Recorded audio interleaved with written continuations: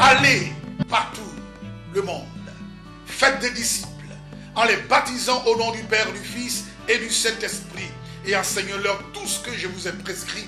Je suis avec vous jusqu'à la fin du monde. Pour répondre plus efficacement à cette grande recommandation de notre Seigneur Jésus-Christ, le révérend pasteur et l'évangéliste Alou Nicolas Joël, pasteur de l'Église des Assemblées de Dieu de Côte d'Ivoire, va laisser naître et mûrir en lui, dès les premières heures de son ministère, la nécessité de mettre sur pied une structure qui puisse le soutenir plus étroitement afin de rendre plus dynamique et plus productive la grâce particulière qu'il avait reçue dans l'œuvre de l'évangélisation.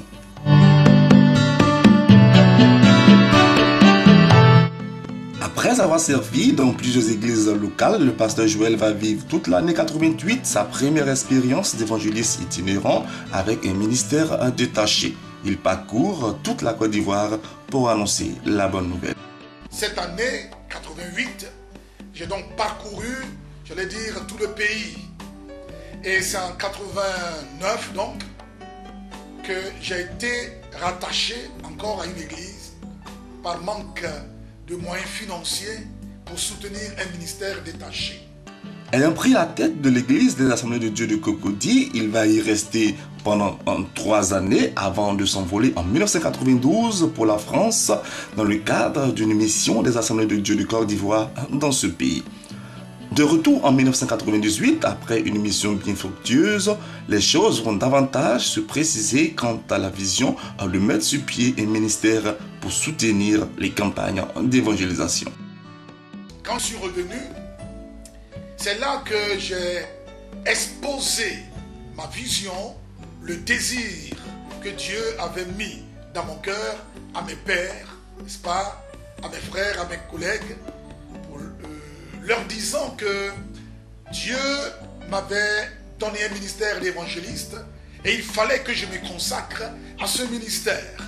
Mais cet ornement, dans le souci de compter encore et toujours dans le rang, celui que le Seigneur avait brandi comme un instrument puissant en parole et en œuvre, une solution alternative lui est proposée par ses pères. Les frères ont dit que c'est vrai qu'ils reconnaissent que Dieu m'a donné un ministère d'évangéliste, mais je pouvais l'exercer ayant pour base une église.